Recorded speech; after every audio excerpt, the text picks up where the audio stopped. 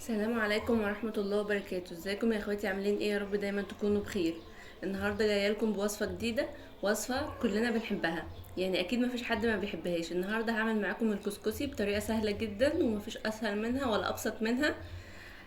طبعا انا الطريقه دي شفتها عند الشيف حنان جمعه، بجد يعني طريقه حلوه قوي وجربتها وعجبتني، اتمنى تجربوها وهتعجبكم. طبعا بقى من غير لا غربال ولا حله ولا مصفى ولا اي حاجه، بجد طريقه سهله قوي. يلا بينا نسمي الله ونصلي على الرسول ونشوف وصفتنا عباره عن ايه. اول حاجه هنا معايا كوبايه لبن، كوبايه سكر، كوبايه الا ربع سمنه، وبيكنج باودر، ونص كيلو سميد، السميد بتاع البسبوسه.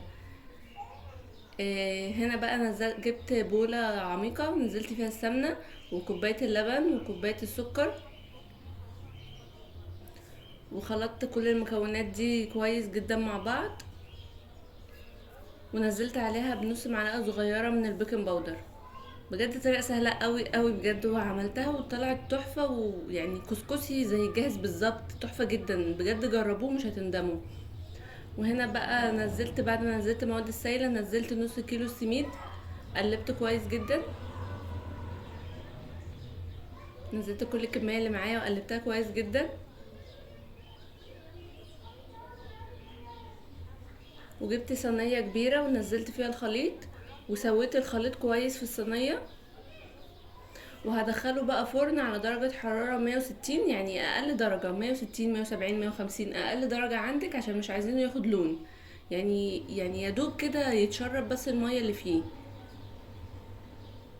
وانا هنا بعد ما دخلته الفرن بقى، طلعته من الفرن وكبة بقى، جبت الكبة وحطيت فيها كمية السميد اللي انا عملتها وطحنتها كويس. انتي لو مش عندك كبة ممكن تعملي بالمصفى عادي. زي ما انتم شايفين هنا طحنت الكسكسي، بجد طالع جميل جدا ومفلفل زي بره بالظبط. انا الصراحه اخد معايا لون بسيط، يعني حاولي على قد ما تقدري ما تخلوش ياخد لون معاكي من تحت، بس كان حلو الصراحه، يعني ما حسيتش باي حاجه من اللون ده، كان حلو وتحفه وطعمه جميل جدا. عملت كل الكميه، طحنتها كويس في الكبه، وهرجع تاني اللي انا حطيته في البولة هرجعه تاني في الكبة اطحنه كمان، يعني طحنته مرتين لحد ما اخدت القوام المفلفل زي الجاهز بالظبط. بجد سهل جدا، ويعني في 10 دقايق هتخشي المطبخ هتعمليه وهتخلصي، وهتبقى عملتي احلى كسكسي في الدنيا. وهنا بقى دي الكمية كلها، بصوا من نص كيلو سميد عمل كمية معايا قد ايه، بجد حلو قوي، حلو حلو، بصوا مفلفل وجميل ازاي. عجبني جدا وعجب جوزي وقال لي جميل، ويعني اكننا بجد جايبينه من بره.